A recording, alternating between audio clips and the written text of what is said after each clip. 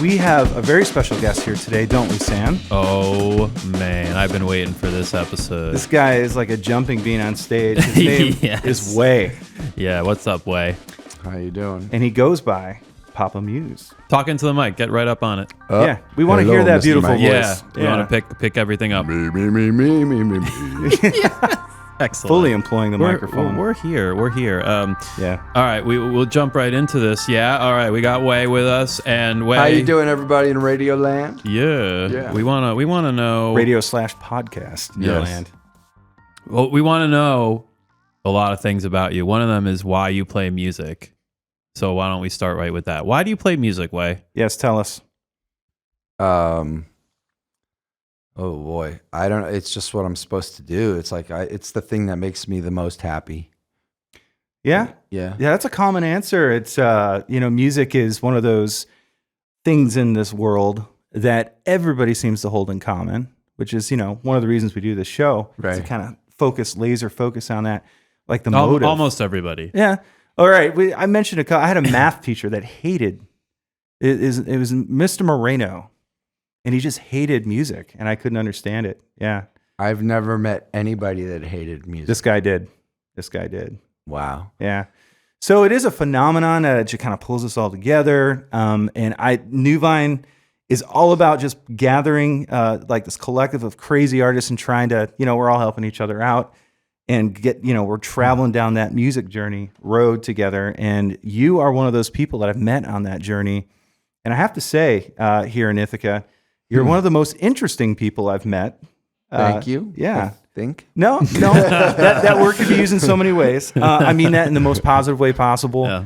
Thank you. Your music is good. I enjoy listening to your music. You make people dance Yeah. because you like dancing. You like moving around That's with not. a guitar on. I'm not so much the person who goes out. I do enjoy dancing, but I prefer to be playing the music. Yeah. And having other people dance than be dancing myself. But I dance a little.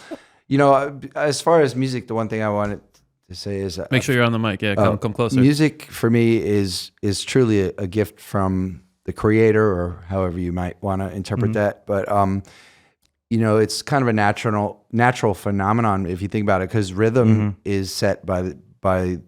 There's rhythm in nature, right? Like the sun comes up and the waves are coming back and forth. It's something that everyone can feel. Like you can put anybody in front of music and see them move to the music in time. Yeah. More or less. And then melody is just a division of notes, right? It's just like it's math. So I kind of feel like it's truly an innate gift for us. Yeah, it has a language. And one of the things I love about that language is that it has dialect. You can go to any different part of the world and it's music, but it's a very specific part of music, and that part of culture is like food. Right. There's foods with a specific thing to it, and you can go all around the world and it's just food, but it tastes so different, and that's the thing that's so cool about the variation of music. Right. And like you said, it's like waves. I kind of have a funny story about that. Once I was a young father, and I was carrying around this little baby, and her name was Hannah. She was just on a show. Yeah, and, last week. Yeah, and she fell off the couch headfirst into a brick stove. Okay. Geez. And we were like, oh my God. And we ran up, and I pick her up, and I look at her, and she definitely had a nice welt there, right? And so we're like, we got to go to the ER. And we pick her up, we're running to the front door, and she starts like convulsing kind of a thing like that. And we're like, oh my God, something's really wrong. Like she got damaged, right? Except we're making it way out the door to the car, and I realize that there's this crazy boombox sound from next door in the apartment next door, and I realized that she was dancing. Oh. She was like 1 year old. And so she was like getting her groove on. There you go. And it's like, there you go. It's like innate Right. in us. Like music is part of creation. It's part of nature. It's part of my ex-bandmate. I had a band called Scratch and Sniff a long time ago. Oh, wow. I played drums in that band. It's a good band name. And my that just partner- evokes so many images. Yeah. He used to play keyboards, and he played a Fender Rhodes for the bass parts with his left hand and a keyboard for his right. And anyway, he once said something that stuck. He said, music is medicine, and everybody needs something different perhaps, but it's like medicine for everybody. So like, I don't appreciate or identify much with angry music personally, right? It doesn't do anything for me. If anything, it can make me feel stressed out. Right. But other people find relief from it, you know, and that's the beautiful thing about music. And I try to allow myself to enjoy all kinds of music, and sometimes that's more challenging than others. But, you know. So walk us through the story. Like, young Wei discovers music and makes that decision. Oh, I'm going to make this part of my life in a major way. How did that look for you? Yeah, I don't remember a specific decision that like until I was like until I was an adult where I was like, I'm going to make music my life. But my father was a drummer when he was a kid, and he used to go up to the Catskill Mountains. He lived in Brooklyn and would travel up, and he was like playing professionally.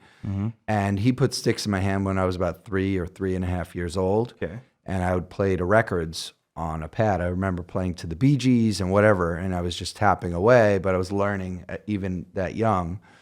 And I don't know, I've always just, it's just like I say, I think it's more about allowing yourself to do what you love to do. And I can't think of a higher purpose in life than that. Yeah, I agree with that. Chasing that sense of purpose in the things that you love to do. Yeah. For you, that was music. Yeah, we're all pieces in a jigsaw puzzle, right? So, Yeah. like, if you do what you're supposed to do and what you love doing, everything gets done. Hopefully. Yeah. That's the theory for sure. And but I want to steer the conversation in another Sure. direction. So because Wei, we want to know more about you and about. I mean, you're our special guest here, so I want to know more about Muse Fest. And I know it's not a thing anymore, but you've told me about this a few times since I've moved to Ithaca. Actually, and Wei's one of the first people that I met. Yeah. When I moved That's here. how I met you, actually. Yeah, and we met through Wei. I was actually thinking I should bring that up. You guys met, I brought you over here. Yeah, that was the first. Sam walked through the door and my eyes brightened. I'm actually pretty happy and proud of the fact that I introduced you and now you're working together. Yeah, I mean, that's pretty cool. It's cool. It all ties together. Still waiting for my kickback, but You're going to be waiting a little bit longer. Yeah. But so we met like 2 years ago, and you had mentioned the Muse Fest thing. Yeah. So tell us more about it. Tell us more about what that was. What was Sure. What was involved in putting that together? So when I was in my early to mid 20s, I was traveling and living. I was going to a lot of rainbow gatherings. Okay. For people who don't know what that is, it's basically we exercise our right to gather peacefully in the national forest. It's basically like you camp out with a bunch of people, you build kitchens, there's no money allowed, and it's based on unconditional love and service, and everybody helps one another. And there's no alcohol, no money in the gathering. What about weed? You got weed? There was There had to be weed. something. Got to be something. And there. back in those days, there was mushrooms and weed, but back in the day, you didn't have a lot of the designer drugs and things, the pills and stuff back then. Right. But it was a very inspiring and influential thing for me. I spent a whole summer traveling from one national forest to the other, living basically off the grid in the woods, not looking at mirrors. I mean, just try not looking at a mirror for a week. It really changes your perspective as far as what's important. So what happened was some time later, not that long later, I went to a little festival near Syracuse. I think it was called the Harvest Moon. Okay. And it just blew me away. I saw all this incredible music, this band called Fathead from Philadelphia. They were doing like hip hop, funk stuff, and just like it just blew me away how talented these musicians were and how good it was. And I had never heard anything like that because up until this point, I had mainly just listened to the radio and what was trending and whatnot. And here was this, it was all really diverse. So I got the idea to combine the two of having like this music festival. Just the mic. I feel like you're a little too far off the mic. Okay. We don't want to lose. Well, it's just I'm trying to look at you guys. You got this deep voice. It's Yeah. just, I like Maybe, what's going and if you want to on move here. it a It's like- bit so you can face us more, but yeah, So, there you go. so the idea of MuseFest came together. It was a hybrid between a rainbow gathering and a music festival, and was Okay. designed to elements of both. So it was on Labor Day weekend, with the idea that it would be a free music festival, but it was based on cooperation. Okay. So everybody would step up and volunteer and that kind of thing. And as a result, people developed a real sense of pride for the event because they felt invested in it. So it was pretty special. And a lot of bands got a lot of exposure as a result of it. And I did that for about a decade. And then my buddy Rob Delphus took it over for the last 2 or 3 years, Nice. 3 years. And then I moved to Florida, and there's a whole story there. But that was probably 8 to 9 months worth of work to do the festival. So eventually things had to change, for me, because I had a partner and such. So, Okay. but it definitely taught me a lot, Nice. Yeah. Well, I mean, how many years has it been running? I mean, when did you start this? Well, it hasn't been running Okay. in a How while. many years did it run? ended Excuse in Rob's last year doing it, I think, was 2010. Okay. It started in 1999. Wow. That's a long run. Going back in the Yeah. day, Yeah. man. And we used to average about 3,000 people. And there was Dang. three stages running all weekend and a big drum circle with a dome. And what happens at these things is people come and they say, I'm going to work on the drum circle. And then every year they bring more energy to that, and they develop like their piece, it becomes a village, it becomes a tribe.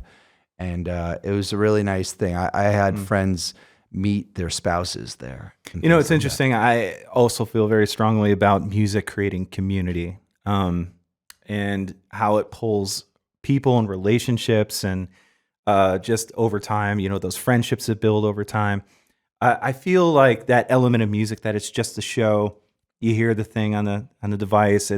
There's so much more to it when you're connecting with a group of people and actually starting to share music with each other, where people start flipping between bands and start helping each other out. And there's a bit of that in Ithaca. It's one of the things that A little bit. Yeah, there's a little bit of it. There's the other thing too. Just a bit. Yeah, Just a bit. Yeah, you're being sarcastic, Yeah, of course, right? of Yeah, course. they. It was super attractive to me to see, and I'm like, wow, this town should be bigger in music than it is. In fact, Jeff Goodmark and I talked about it a lot and tried to do a podcast a couple of years ago based on that idea that Ithaca music really should just kind of be bigger than it is because of that element. Well, that's why we started Yeah. the podcast. That's right. So we're following in those footsteps. Because there are other scenes that did that. Any historical vantage point of any of these scenes, like Muscle Shoals, or I've mentioned it before, or Seattle, these bands just kind of came together and fought the system and arose into the world. And it's really a cool story. It's not like they were just doing marketing. Yeah, it's been talked about for a while. That Ithaca right now, you've got the State Theater, which is like the premier venue for national groups that are passing through on their tour routes. Right, Play the right. State Theater. It's the biggest one. But there isn't a really good mid-level venue, that could fit 500 to 700 people that is bumping and hopping. Yeah, Not just- since the Haunt closed. Right, not since Right. the Haunt. You don't. So Ithaca is in dire need of Well, something like that, and it's like it's kind of ridiculous that Ithaca doesn't have that right now. So here's what I want to say. I've been watching the local music scene for 20 years. Yeah, And when I used to do the Muse Fest, it was designed to highlight the Ithaca music scene. I didn't bring in bands from out of town. Very rare if I did. And we had a rock stage, we had an acoustic stage, and then the field stage had like jam bands and reggae and like the more danceable stuff. So we had a very diverse scene, and there were great bands like Ayurveda and Patchwork Down and all these bands. And I don't know what's happened. I mean, part of it is the economics and the lack of clubs and stuff, but money is a big part of it. Unfortunately, I don't know. It's hard to say. I think that a lot of college students still enjoy going out to music and whatnot. But some people will argue that people are more tied to the electronics and not going out to live show, to DJ stuff like that. I don't But know. a DJ is still a live show. Like even if even if you've got DJs going, and I've warmed up to this because I used to be very much like same. DJ, what Same. the hell? But like, no, like, look, if it builds community and people That's are right. coming out to a venue to see a DJ, fucking do it. Yeah. And right now, the range right now seems to be like the place where some college kids will go and dance and do all that. And the upstairs. Right? But I will say this: I saw sparks of hope. We just did a full takeover for the entire month of May with New Vine Records there, and Rue Earthling, who is part of the band Metasequoia, he booked those shows, and they allowed us for an entire month to come, and the repetitive nature of that, we started seeing college kids coming back, and actually getting interested in the music. The last show we did, we had the room. Yeah. And that was a surprise to me. And it's proof that if you have a consistent expression and it's actual music, I think people will catch on to it. But, some of those dynamics, like we're talking about the money, I think a lot of that has to do with the technology and just how music is presented to people. Right. But they're just like by accident showing up to this and they're like discovering something cool. Yeah. I watched them bop to a straight up rock band. Yeah. Like, who does that anymore? Yeah. I feel like that's such a rare thing today. Well, they've got the big rock festivals going on in Europe, and America still's got them in Middle America. You've got some of these major rock festivals like in Rocklahoma. Yeah. And it's just this, we're kind of in a bubble. Sure. I think we're kind of in a little bit of a lull right now, but it's my belief and my hope that it's going to come into some type of a renaissance. That, because like I'm not seeing a lot of younger bands. There are some, like this band called Vicious Vicious, right?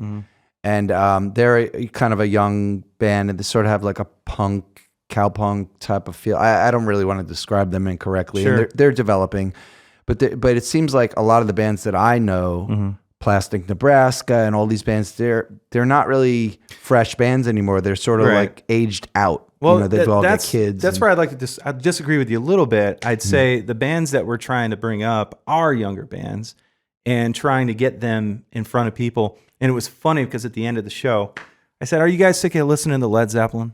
And everybody's like, "Yeah." "Are you sick of AC/DC?" "Yeah."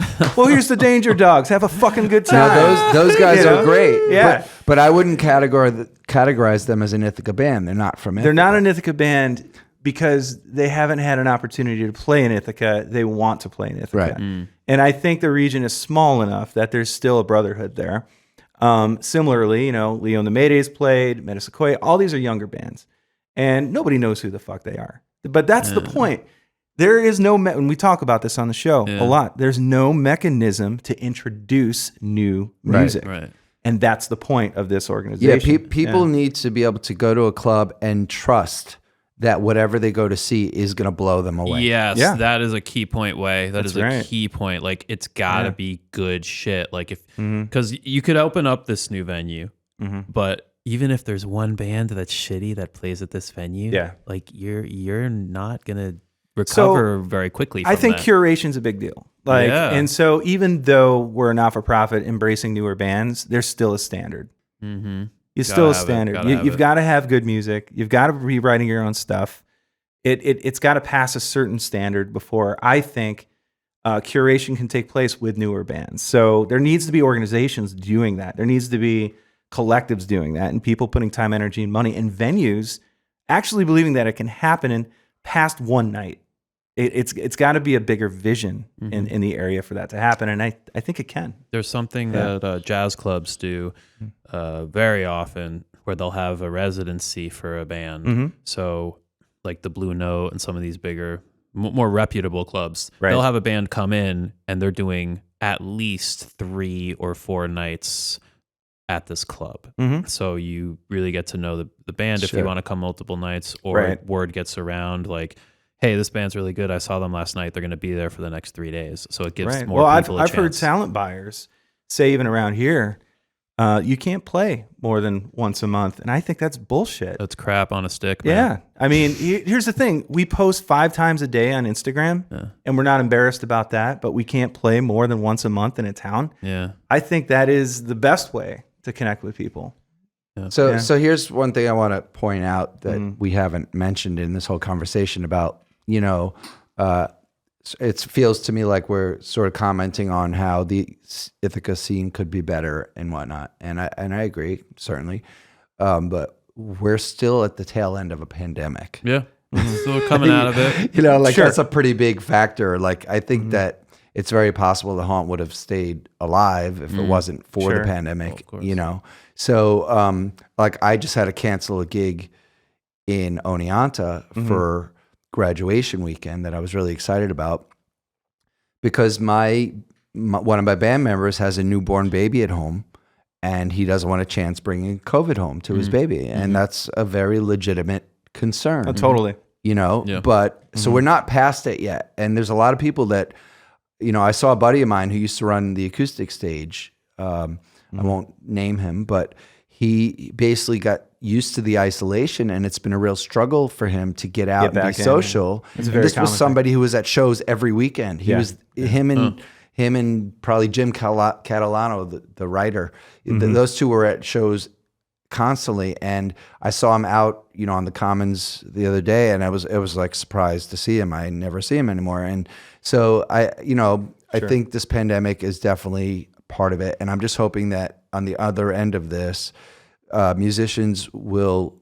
people will support musicians more. That there'll be people are willing to, you know, I'm not willing to charge $5 in Ithaca for a show anymore. That $5 ticket price has been since the 1960s or something like that, and it's just not. It's not a fair thing, you know. Now it sort of depends.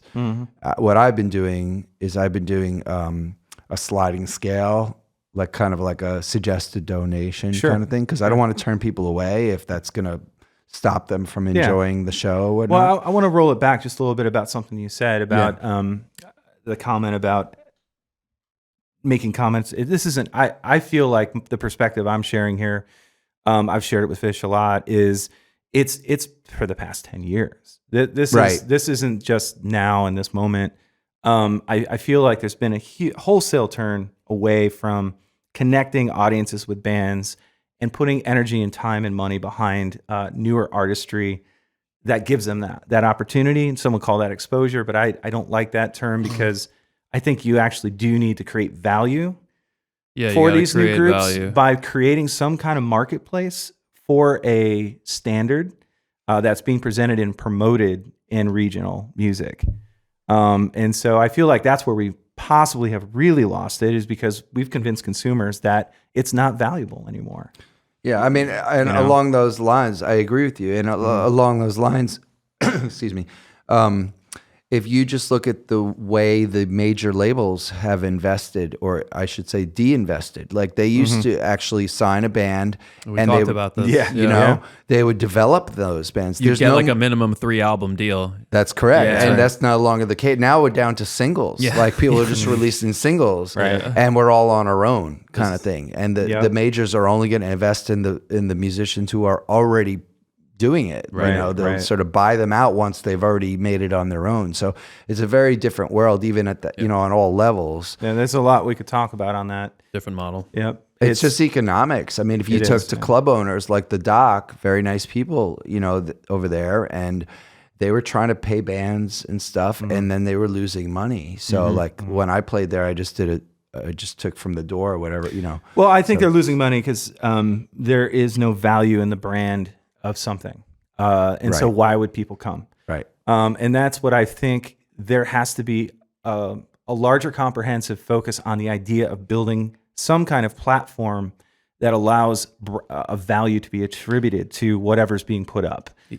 So we got to build that experience. Exactly. I think that gets lost a bit, is building that club experience.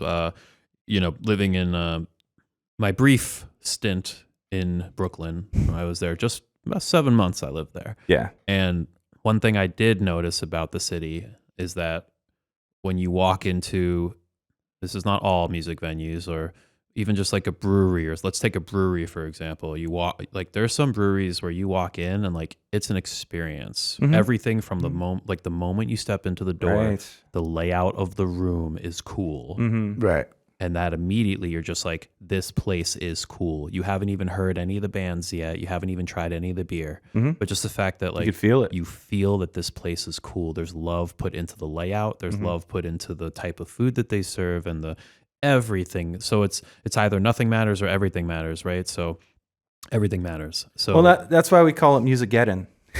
Musigeddon. I feel post music wars, we're in Musigeddon, and it's like the fractured reality of the landscape. It's just all these pieces, like the venue, the studio, the artists, like it, and it's not together. Yeah, it's together. But focusing on the venue, though, that's what I mean. I feel like venues have to collaborate really well, and then we could possibly see that standard, that value being applied. You know? I really enjoyed it. I came to see Fish play with Driftwood at Ransom Steel near Binghamton. They're doing a good job out there. What a beautiful venue. I mean, it was just like it had 2 layers and you could watch from the balcony and stuff. That is cool that they have that. And I just enjoyed myself, like seeing the show from all these different vantage points, you know, and so just, you know, just commenting on. That's actually, that's a great example.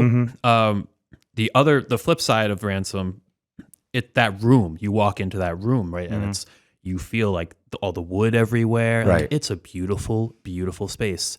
But the acoustics of that room, they didn't think about that. They didn't think about that part. Yeah. And so sometimes you'll get a lot of chatter going on, and it's everywhere in the room. So echoey, right? Oh, yeah. And so tall ceilings. Yeah. Yeah. So people that are trying to listen to You the need show, they're hearing all this chatter going on. So it's like, it takes so much thought to really get a venue right. That thought is conversation in action. There needs to be these discussions with people who are willing to see past their own venue, past their own band. Right, that's right. Past their own agendas. Yes. And you look at the movie industry, and I point to this often, you got an entire apparatus that's massive, and it's able to function, and some would argue it's functioning less and less, and I would agree with that. But for the most part, they've kind of outlasted most other expressions as something that works because there's this overarching fundamental set of values that they all adhere to, and it's bigger than their own agendas.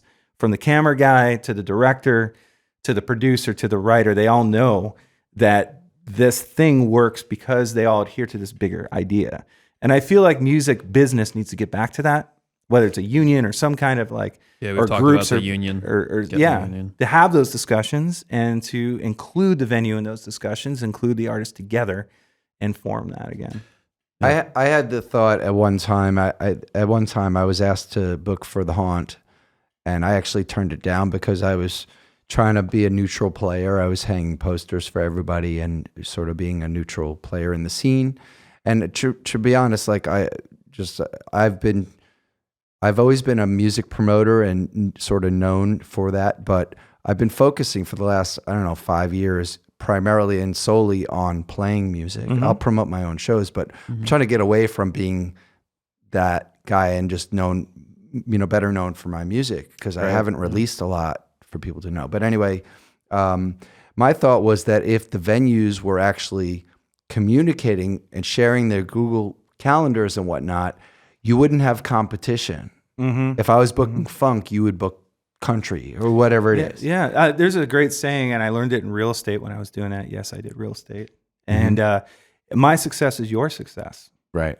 So that's the abundance mentality. It's a good one. Which unfortunately, it's just not everyone has anything that's been great in history is attributed. You can attribute it to that people come together and they understand that. Yeah. But right now, the reason the Haunt was torn down, I said it was maybe partly because of the pandemic, but not really. It's just because they want to build this new housing. Ithaca's changing. There's a lot of money from the outside coming in, and they're building condos and whatnot. So I recently went to kind of like for Halloween, I went to a rave party type of thing. I want to see you at a rave. So that must be interesting. So it was in the industrial park though. It was in an old warehouse, and it was. I mean, there were puddles on the floor. It was pretty shitty, but it was just really cool at the same time to be in this empty warehouse in an industrial park at night when there's nothing happening. It was just a really cool thing. That's a very common thing they do in Europe. That's Go dope. find a shitty location, get a decent sound system, promote the crap out of a big event, have these bands come in and just rip it apart. And Well, this was DJs, but yeah. Similar idea. Yeah. I know what raves are. Yeah. So I know what raves are. so we got to get to some of your music, Way. We're gonna play a song of yours, and it's called. You think we're talking too much with Way? No, but I'm just joking. We gotta get keep to it it. moving. This is called Running the Schoolyard. Tell us a little bit about Running the Schoolyard, and then we're gonna play it, and then we'll come back with the next segment. Sweet. So I think it's important for me. It's important that if I'm gonna sort of try to get people's attention and sort of fight for their attention and be on a stage with a microphone, that I have something important to say that's going to benefit everybody. And I've run environmental. I ran the Plastic Free Challenge campaign, and I networked with bands around the world to bring their own water bottle and promote sustainability. And so this is kind of my eco anthem, Running the Schoolyard. The title. It's a little obscure, but it has to do with like the bullies on the playground, and it's kind of a metaphor for the corporations who basically their profit comes first, and they'll just they'll pollute and they'll poison people so that they can make money. Like personally, I would never want to harm anybody just to make money, but it's kind of that's kind of what's going on. So that's kind of the title is based on that, and I just actually released the music video for it on Earth Day. Cool. All right, Running the Schoolyard. Running the Schoolyard. Here we go.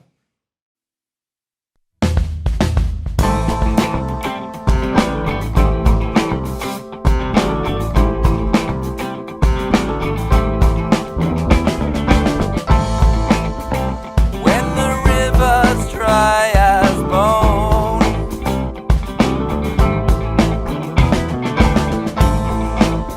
and from the soil nothing grows,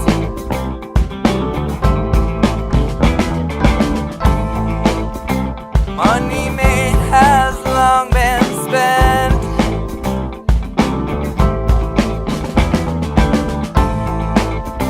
What remains regret and lament?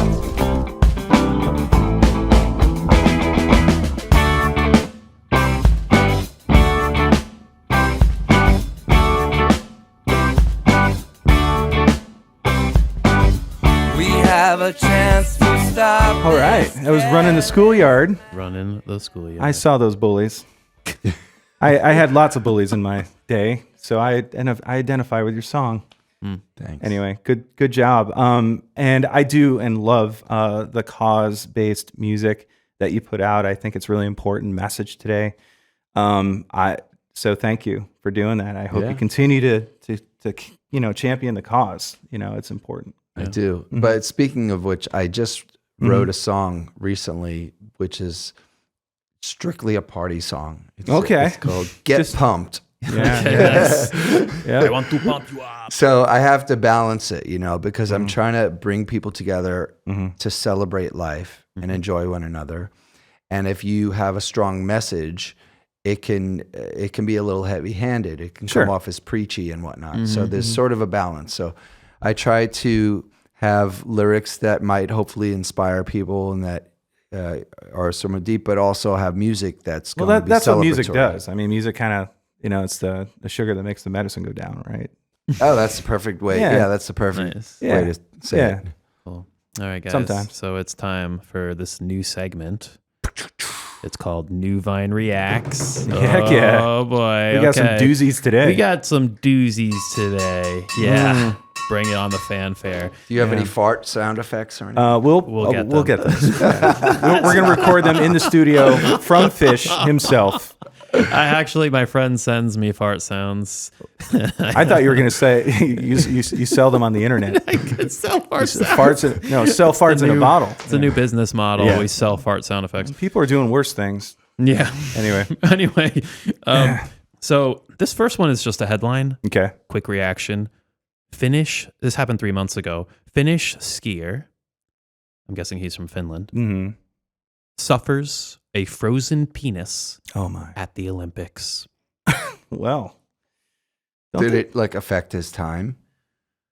think he found out it was frozen after the skiing event. Well, Yeah. I mean, you think you'd notice that a little sooner. I don't know. His whole body was cold, and the way the story went, his whole body warmed up back when he was in his room after the event, but then his penis did not warm up. And Oh this my is gosh. news. Why? I think that's the thing to react to is why is this considered news? Yeah, there's a lot of stuff like this going around now. Well, in modern technology day that we're in here, we have electric cars. These guys can't wear something to warm up the old penis nether region. sock. Yeah. Yeah. I mean, It's the I Red don't know. Hot Chili Peppers edition, ski sock, we'll call it. Hey, there's some money we could make right there. Penis sock. I mean, penis the sock, other question is, if your penis was frozen, would you go to the press about it? Apparently he did. That's a good point. Hey, any press is good press these days. Yeah.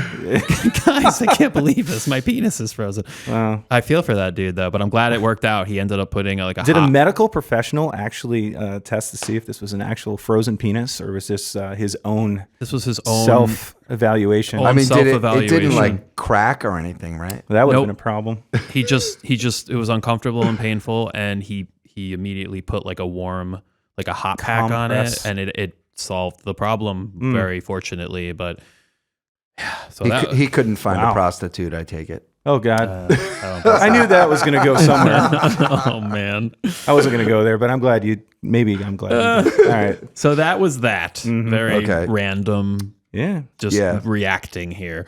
Okay, let's get into something a bit more juicy. Juicier than that. Juicy, yeah, right. So Okay. this Can't one, wait. this one is Metallica, and I'm gonna pull this up here on my phone. Okay. So opening up. So James Hetfield from Metallica says that "And Justice for All" had no bass because the band was burnt out and just was kind of done with the record. They were touring extensively. So between touring and then like coming back to the studio and then going out again to tour.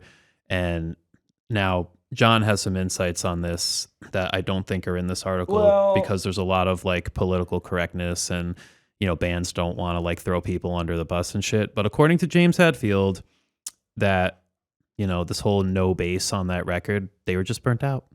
I mean, I didn't even know that Bass had no record. I don't listen to them much, but like they didn't think to like add it afterwards or just didn't need it. I don't get it. So I'm skimming through here. Hetfield says that Newsted, it was Newsted. Jason he was- Newsted. He's a bassist at that time. Okay. Yeah. So- he left the band. So Hetfield says that Newsted probably did approach he and Ulrich about the lack of bass at some point. And Hetfield said it wasn't a shot at Newsted, but it was just the band was kind of done with that record. I hear that I think through an interview that the reason that happened is actually Lars was being a dick and he came in and he thought he knew what he was doing and told the engineer what to do.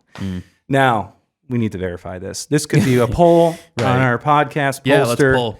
Why was there no bass on this? Also, I can believe that about Lars because he is a dick. Right. Totally. He's a frozen penis. He's There's no question. What's crazy about this album is it was 8 times platinum. Wow. So So that just means bass players need to stay off albums. I guess. I guess so. Like, right? Like, how crazy is it that no bass on a record and it goes 8 times platinum? Oh, your flashlight's on. But that's crazy. Yeah. 8 times platinum. 8 times and no platinum, bass. no bass. No bass. Well, okay, so there was bass, but it was heavily reduced. Heavily reduced. is it okay? So and, that, and to be honest with you, the drums sound like total shit on that album too. So I was never a fan of I- his drum tones were just terrible. well, if you yeah, ask me. they're It's just so rough. funny. They're super dead, and I guess that was the sound. But yeah, after that, things got better when Bob Rock stepped into the picture. I saw Metallica you know. once, and it was a very interesting experience. It was in 1986. They were opening for Ozzy. Oh, okay. I saw them at the Brendan Byrne Arena in New Jersey. Yeah. And I remember hair flying through their whole set. It was less than an hour. It was their set. They were an opening act. How big was the stage? It's an arena. Yeah, it was Yeah. a massive. What tour? Yeah, was and it? that Do you was remember? 1986. Their first bass player who wound up passing. He was with Cliff Burton. Time to Kill 'Em All. Yeah. So, and I remember I got hit by a battery in the back. There's a song called Battery. Correct. Someone threw a battery and I got hit in the back. That's really kind of It funny. didn't do any damage. Jeez. And I think I got spit on. Oh my God. And then when we left, we were listening to the radio, and apparently a bunch of people rolled a car over. Well, that So makes sense. it was a pretty memorable experience. Well, there's two things that cause that: hockey games and Metallica. right. There you go. That was So- before Metallica got more like mainstream and polished Right. and whatnot. Yeah. Like I said, Bob Rock, the Black Album, was the big turnaround.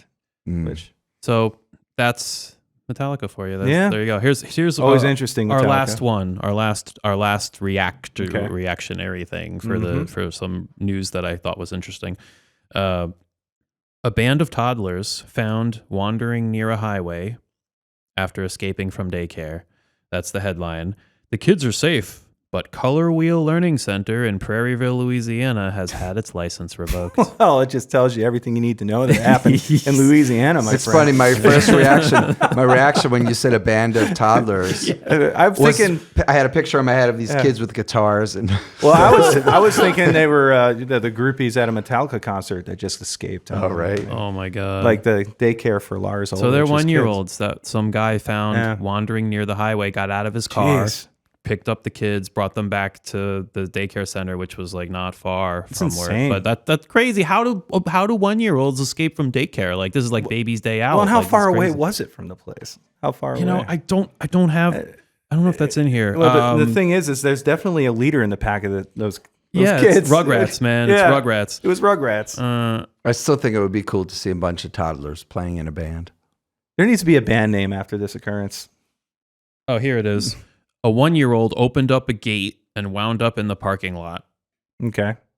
That's not too far. which isn't as bad, but still pretty weird that they They're escaped. close to the Fish, road. where do you find these stories? Like the National Facebook Enquirer? News. It's Right? not Facebook News, but I'm All the best news. all the best. Yeah. No, this was just a search of music news and news, funny news, Yeah. like funny but real news. So Okay. yeah, all right. Well, that Well, was it's definitely more interesting than Johnny Depp and Amber Heard, so I give it to you. Yeah, that's Thank a you, pain in the ass. Fish, for bringing us the best news. that was New Vine Reacts. All right, excellent, right. excellent. Well, Yeah. let's continue on. Wait, you said there was something that you wanted to talk about. Yeah. Your transition. Well, we were talking about branding, and it Yes, just occurred right. before you were talking about branding and how important that is, and how people will go to a venue to enjoy the experience of that venue, and a lot of times it's less to do with who's going to play, and Right. hopefully they're impressed and pleasantly surprised. But I've actually been rebranding as a musician for the last half a decade, 5 years, I'd say. Right. I used to play with musicians and play sort of more hard rock. It was melodic. I'm very proud of it. My first record, Meaning Makers, is really well done, and I'm proud of it. But it's definitely more grungy and heavy. And I shifted, and that's largely, I got to give credit to like the Grassroots Festival and the Ithaca music scene. Just growing up, seeing all this like African music. I saw Thomas Mafumo and a lot of the stuff, in the area there's a lot of reggae and a lot of world music. And so my music has landed somewhere in between, but I'm playing a lot of danceable world music mixed with like sort of my progressive rock That's type cool. of background. Yeah. So a lot of people do equate it to something like maybe like the Talking Heads, where it's still rock, but it's danceable at the same time. Yeah. So I've been trying to sort of do that because number one, it's sincerely my music, but if I do write a rock song, it's not one of the ones I bring out with the band. I'll play it at a solo show, like acoustic and whatnot.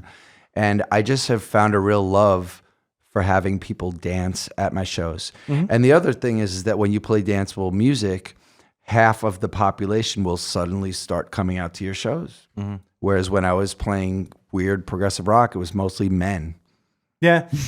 Yeah, that's which is really tough on the dating life for you. yeah, that's isn't it? funny. Yeah. So, so that's been really nice in the last year or so. We've been playing to a lot of packed houses. I would and- definitely concur that danceable tunes, cover tunes, things of that nature rile up the crowd. People want to feel like they connect with the music, and Yeah. if you can connect with your body to the music, that's huge. Yeah, Quincy Jones said, if you can't get butts out of seats, you're worthless on Right. stage. And I've also heard Yeah. and sort of believe that it's the drummer's job, and that if people aren't, if the people aren't dancing, it's the drummer's fault.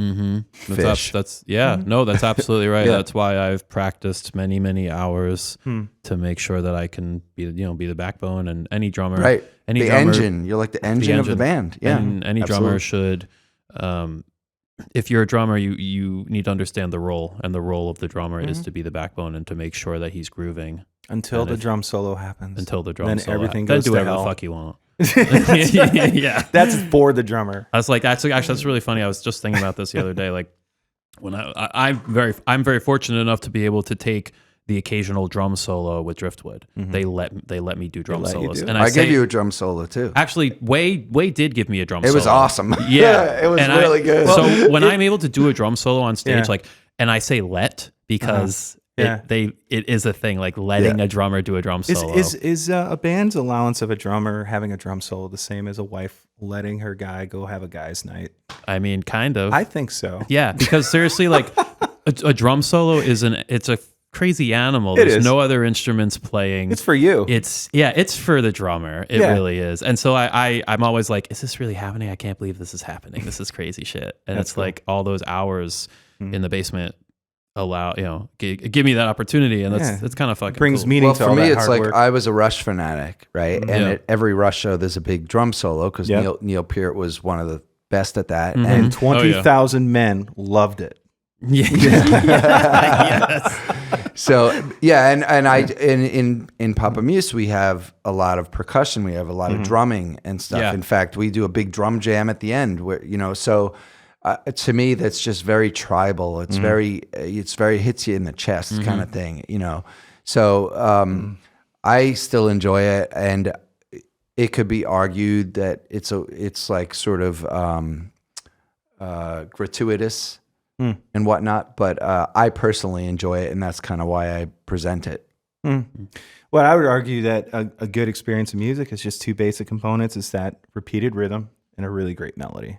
And The pop people got that down. yeah, they did. Yeah, and I mean it works for a reason. This is why people love it. People used to always, when I was growing up, people would scoff at pop, like, oh, it's inferior, it's not. And then I was like, oh yeah, you try writing a good hook. Yeah. Right. Like Like a good when- beat, even like a lot of simple beats aren't that simple. Right. There's a nuance to it. That's like reggae. Like I play with a lot of guys who are like, I can play that, no problem. You Yeah. know, they're all super confident. Can you play it for 20 minutes straight? You know, so reggae is sort of like so different. It's like about the space. It's all about this leaving space in the right places and stepping up in different places. So I see that as a good example. We have another song from Way. This is PM News. What can you tell us about PM News? So PM News, I wrote that during the pandemic, and it's really a statement about, it was just like a current events statement. Yeah. And it was really a statement about the press and how things get reported and how people are so divided. It's about division in America, in the United States, how divided people are. Right. You know, my whole goal in life and mission is to have people find commonality and learn how to work with their differences and love one another. And we've been through a really interesting time. Like first it was, a division between people who are into Trump versus, the Democrats versus the Republicans. Right. And regardless of what side I am on, that was a real hard thing to deal with when you find out family members are on the other side of the fence from you and stuff.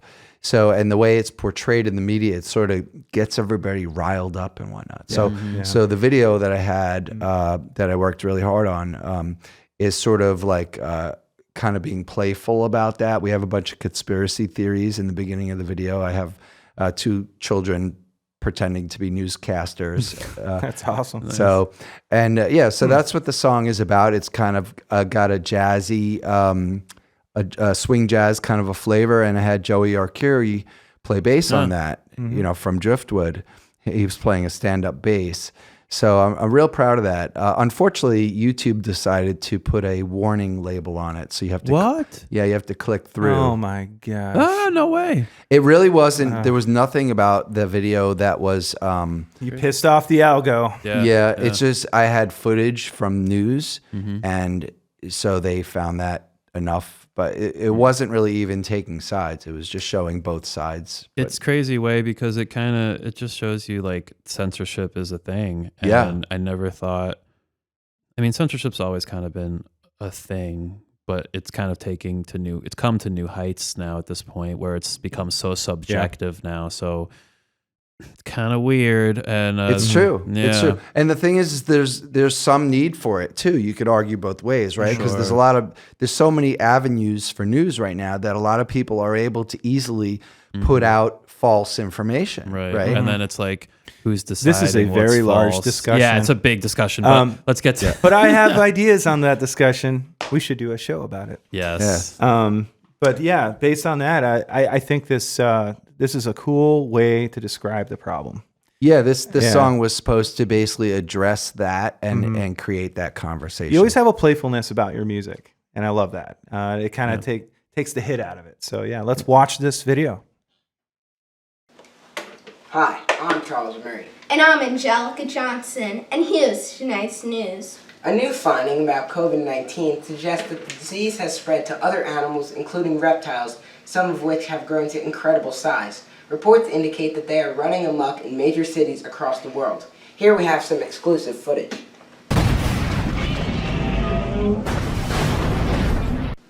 In a new startling scientific breakthrough, the EPA has discovered that current attempts to curb climate change are failing due to the fact that trees actually expel greenhouse gases. The new recommendation is to cut down all the trees.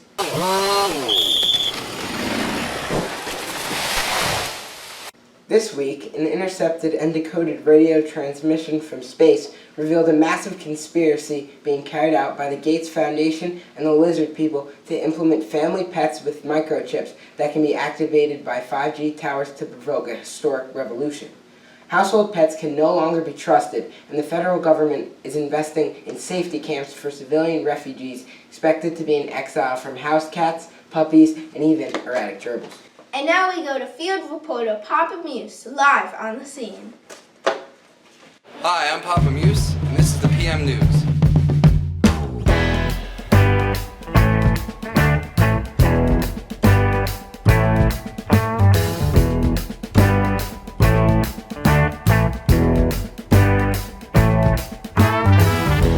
You can say what you will say.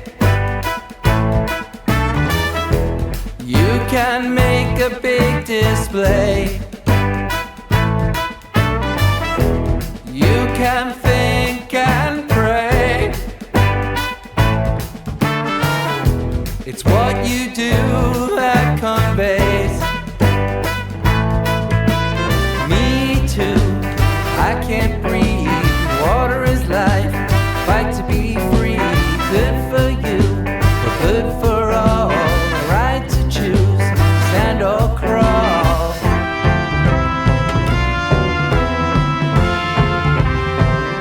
That was PM News. What'd you guys think? Not your average newscast going on there. Well, it wasn't Tom Brokaw, I can assure you that. No, it was awesome. Kudos to the kids too. You know? Those kids, just so you know, that's Yeah. my nephew Matthew and my niece Ruby. Oh, cute. During the pandemic, I was living with my sister and her husband and Yeah. family down in Nyack, so that's when I filmed. What did you? It brings up a good point, that song. And this is something that I have to remind friends of mine and even family members. Just remember the phrase divide and conquer. Yes. Because anytime you start Right. saying that person is hateful and they're a xenophobe and they're this and they're that and you're name calling them, What you're good does that do to it doesn't solve do a problem? any good. You're Right. reducing them to the the enemy. smallest thing, and you are just playing into the bigger. You're playing into their game, and by there I mean the powers that be, the people that own this Right. country. You're playing into their game of divide and conquer. So please heed that message. Yeah.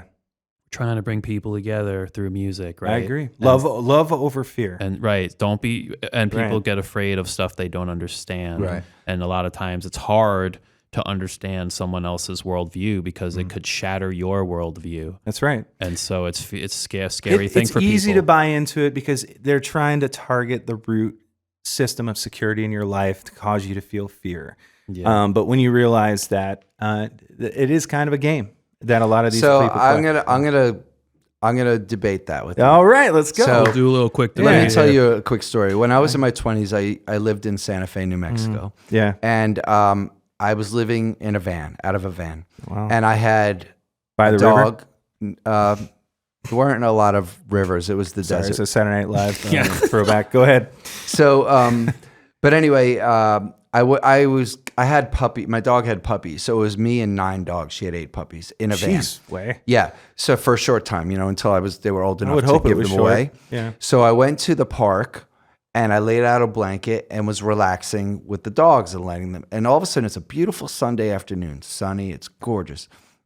And I'm relaxed and everything. And all of a sudden, I hear a noise and I look up and this guy comes running over and he's disheveled. He's just really frantic and upset and whatever. He's a big dude. Yeah. And he's like, "Did you see them? Did you see them?" And I'm like, "What are you talking about?" And then all of a sudden, he points across the park to it must have been several thousand feet and starts screaming, "You pussies, is that all you got?" And he's yelling at a pack of guys, like a whole bunch of guys. Holy crap. So I'm sitting by myself in this peaceful environment and he starts yelling at them. And next thing I know, they come over to us and start fighting. Yeah. All right. So another guy gets involved to help we'll call him the hero. This is why we had you on the show. I never would have thought this would have gone this way, but keep going. Oh shit. So the is hero, crazy. So the hero is fighting a pack of guys. Some other guy jumps in to help him. So it's like 2 on 6 or Okay. something, right? And all of a sudden, hero is down and he's being kicked and he pulls a knife out. Oh my God. So this is going well, right? So all of a sudden, the knife gets turned around and he gets stabbed like in the kidneys in the back. Jeez. So the pack of guys all run off or whatever, and the other guy that was helping him run off, and it's just me and the hero guy who had been there. And so I say, "Hey, let me take you to a hospital, man. You got stabbed. You got to, take care of this or whatever." So I convince him. So he gets in the back of my van, sits there. He actually left a blood spot on my seat as a side note. But anyway, I'm taking him to the hospital. And then halfway there, he decides that he insists I should let him off. I'm right near his house. He doesn't want to go. So I was like, all right. So I let him out. And then the next day it comes out in the paper that this man was minding his own business in the park and he got jumped by a gang of heroin, guys or whatever. Like it was like he was the one who reported the story. So it got reported that he got jumped by a gang and that he wasn't even from Santa Fe. He was from a different city. He was there visiting to clean up the parks or whatever. So basically it's like, that Einstein said you cannot simultaneously prepare for war and peace at the same time, right? So that was a lesson for me about how the media works. So I don't think that the journalist was purposefully trying to create division or incite people or anything like that. They were just reporting on what they thought really happened. So I think that while there can be this the people at the top trying to divide us and these conspiracy thoughts and whatnot, so while there can be some truth in that, I often feel that I like to believe that people are well-intentioned generally and that there's a lot of misunderstanding. Sure. There's definitely a lot of misunderstanding. That's for sure. I'm gonna go with this a little bit. I would say it's an overall human dynamic is what is behind that. Fear is a very powerful motivator, and they talk about it in science. The amygdala is wired in such a way that when you confront something that it threatens you, you do one of two things: you attack or you run. And when you have a lot of things happening in your life, you're going to try to scapegoat a problem. And so when there's a lot of bad things happening in life, masses of people start to scapegoat problems. It's a human dynamic, and it just gets whipped up into this fear tornado. And because of the things that are happening in the world today, I think whether or not it's engineered or not, it is occurring, and it is coming through the news, and it's filtering through. And social media isn't helping. It's just unstoppable. Right. What's happening right now. So I still think it applies that love should conquer over fear, that we should be careful about those messages and try to apply, some sane, rational thinking. Yeah, no, around those things. I agree that it's happening. I think that, for me, it's like there's only two forces that rule the world, that rule an individual. There's fear or love, in my opinion. So when you just look at every circumstance, you can look at what are they saying and where is it coming from? Are they coming from a place of being defensive and defending something? Or are they coming from a loving place? That's the way I try to break down and evaluate the world. Sure. So if people are coming from a place of personal fear when they're reporting and when they're bringing the news forward and stuff, that's their perspective. It's unfortunate. But the idea for me that they're purposely putting bad news out to divide people, that's where I'm not so sure. That's where I'm not sure. I don't think that people are that sophisticated that deliberate about it. I mean, I'm sure there's plenty of examples where that is the case, but on the whole, I think it's more just. I would push back a little and say, in the same way that people are making products and food that will hurt people because they don't care as much because of the bottom line, I would say very similarly, news agencies, like it's like the stuff we're eating. Yeah, like this stuff. I would say very similarly, people know that fear sells and that ratings happen. And so media has bought into the narrative that if we put these stories out there, we're going to get eyes and therefore we'll sell when Trump was advertising. around, the ratings were through the roof. Right. Absolutely. For these news I mean, Colbert is organizations. still talking about him. They're still talking and about him. my thing is like, so the money is the gasoline that's they're like pushing this thing right over the edge. It's really funny, actually. Yeah. yeah, and the thing is like, I don't And want to sad. talk about that stuff because it just empowers it. It just feeds it energy. Feeds the machine. I want to talk about positive stuff and ways that we can. Well, like come you said, together. love. So you need to write a song. So let's do it. Let's talk about. Wait, good segue. Okay, so why do you like your music, and what do you like? I thought you were going to talk about if we stand together. Well, we're getting to that. Oh, We're getting okay. to that. So because that'll be the next. Why song do that I we like play. my music? I don't know. I think as a musician, you are basically taking all of the things that influenced you and creating something new. I'm not one who enjoys cover bands, mainly because I have so much new music coming out of me. It's not even like I'm creating it as much as I'm just allowing it to come out, sort of thing. It's like just allowing it to like flow. it's being channeled through you, right? Sort of. Yeah, but it's like I'm influenced by various different artists, and that's gonna shape me as a musician. So what do I love about my music? I could tell you what I love about playing music. It's inherently cathartic. It's healing for me. I always say that music is my first wife. Because growing up, I would get heartbroken by these women that were, girls. Just make sure you put that on your dating profile, okay? Yeah, I'm already married to music. You might find yourself 6 months later in a bad spot. Just if so you you don't. know. Yeah, I've had a little experience with that. Anyway, yeah. So it's just something that I've always felt like was literally a part of me. And when I go long periods without playing music, it affects me physically. It affects me negatively. When I have a good jam session, like with Damien or some of my bandmates, it feels so good. It feels like a physical release for me, So that's as far as what I love about my music, I write it because I write it from the things I love the most. I love, the styles that I love the most. It's kind of like sex. Kind of. Yeah, I would A say. good jam is very. I was going to say that, but I didn't know what the show was rated. There's a reason there's a lot of songs rated about sex. MA for mature audiences. Dang it, we're gonna have to put the big E on this one now. Yeah, well, we should put Explicit. it on all of them. I think we swear a lot. We've dropped some bombs, Truth. F-bombs, I noticed, but that's okay. Like, Yeah. it's kind of just adult. It's apropos. There'll be kids that like it too, though. I mean, there's kids these days are being exposed to things that are.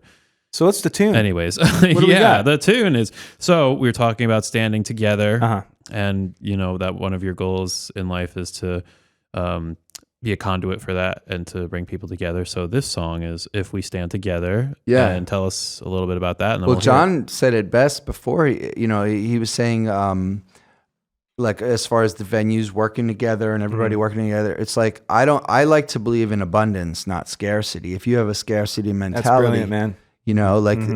There's plenty to go around. We've got plenty of food and everything else. Like when I used to do rainbow gatherings, it was based on unconditional love, unconditional service.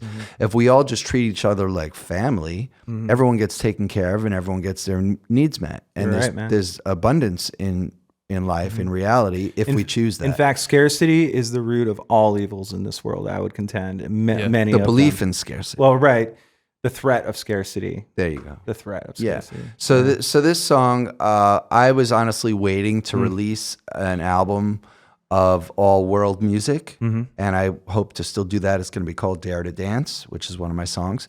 But honestly, I have mostly rock stuff released, and I have very little of the world music. And with what's going on in the world today, it just seems like the last 5 years we've been so divided. So I felt like it was a good time to release this song. Awesome. Yeah. Well, here we go. Yeah, let's do it. Stand together.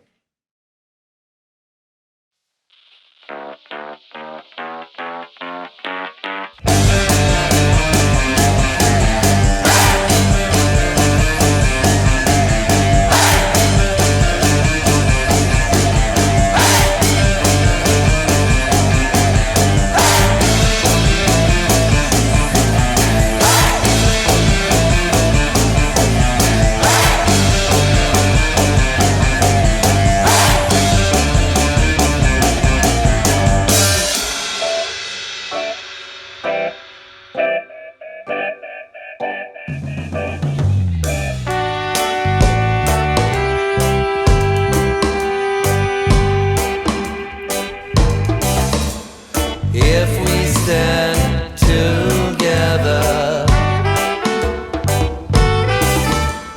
we cannot be torn apart. And that was If We Stand Together. And it's a little bit like a polka.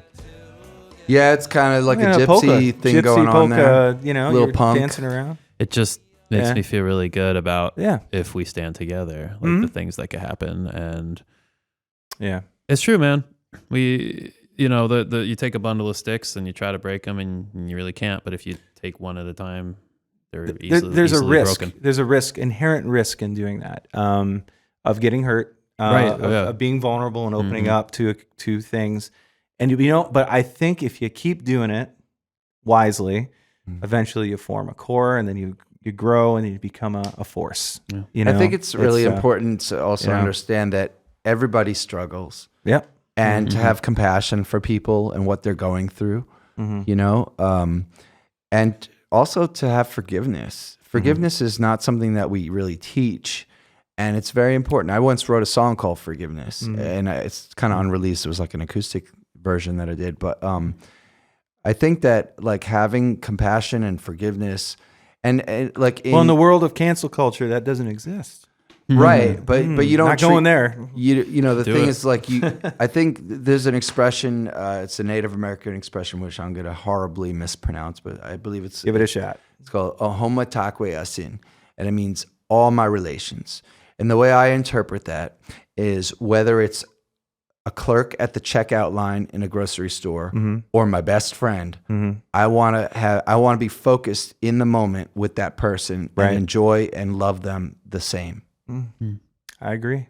Damn. That's a great way to look at life, man. That's powerful stuff. Well, I think that's a good note to start to wrap up here. So, John, what do you got for us in closing? Yeah, well, I just want to thank you for coming. And I think we identify very closely with values in music because of what you just shared. And I just want to say that I think if we, as a community, start working together that way, we could see something really great happen. Coming out of New York, Ithaca, New York specifically. I love this town. Yeah. I love the music community here, and I just want to hear everybody that's listening. Thanks for listening. Keep checking it out, and we're gonna have who next? Who are we gonna have next? Yeah, that's right. Let's think about it. We like to. You're pick gonna have next. the Who? Oh, they're coming. Oh, yeah, we're good buddies with those guys. So we talked about. We talked about having Ashley Ickes that'd be super great. come on the show. Yeah. So She's a great drummer. yeah, very solid grooves. Snappy dresser. Plays with the comb down. That's right. So yeah, that's a great option. Yeah. We also talked about having the Tijuana Danger Dogs. I think we're gonna have to put some padding up on the walls if we do that. Okay. They're a little nuts. We talked about having Pete Ruddle. Pete Ruddle, my and brother, Joe and Kohler. Joe Kohler with a bottle of tequila. Yeah, that was the thing because they do the Sunday Fun Day in Binghamton. So one of those three. Wait, there's a Sunday Fun Day in Binghamton? Yes, there is. Yeah. I'm playing a Sunday Fun Day at Lincoln Hill Farms. Okay. In This Canandaigua. one's at the In highly August. esteemed Belmar. And many people are laughing right now because I just said that. But yes. Highly esteemed. Yeah. So good. So, So one when of is- those people will be next. Yeah. Or I have a people's- question. When is New Vine going to open a music venue, this 500 room? Well, wow. It's in the works. We're talking about This that. podcast. Yeah. And John and I have been talking about Yeah. this. Like, yeah, we started this podcast because we just felt like there was a void in Ithaca and that there is not enough cooperation among bands and among music venues, as you pointed out. And New Vine A Records. lot of challenges to overcome. Yeah, New Vine Records, so we figured starting this podcast, this is going to be a great way to get the community involved, for people to talk, have real conversations. And I could see New Vine Records spearheading a new music venue. We take a lot of fucking work, but like it could be done. Yeah. And man, I mean, on the It's other in side our heart. of that, Let's put it that way. yeah. It's But on in the our other heart. side of that, man, that'd be so sick. Like would. just get a, I mean, the sky's So the here's limit. an idea. So there's a place called Revolution Hall in Fort Lauderdale, and I think they've got a brilliant model.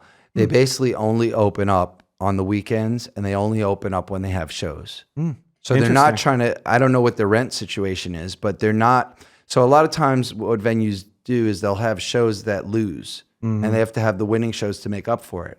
So if you only do the shows that win, Right. you're not having to pay all your staff. cool and idea. overhead. Right. That's a great point, actually. Yeah. I mean, we've got a couple of masterminds here, so Yeah. we could start Yeah. planning it out. Well, and Hannah, our CEO, she's awesome. She's been throwing that idea around to put something rooted here in town, a music venue with our team. So we're excited about that idea. Cool. You guys heard it here first. All right. Well, All right. thanks everyone for being here. Yeah. Thank you for having me. If people want to know more about Tell us, Yeah. tell us where we can find your stuff. Yeah, it's just papamuse.com is the main thing, the main hub, I guess. Yeah. And at Papa Muse Music on IG and Facebook and Twitter and TikTok and those kind of things. Very good. Yeah. So I've been working hard to get more music out and more music videos, and it's been going well. I got to say, I'm very flattered by some of the feedback I've been getting recently. Great. So Yeah. So follow Way. So it's say it again, Papa Muse, Papa yeah, at Muse. Papa Muse Music. Okay, at Papa Muse Music. Yep. Or papamuse.com. Great. Well, thanks. And also be sure to follow this podcast. Subscribe. Subscribe. Hit the button. Dude.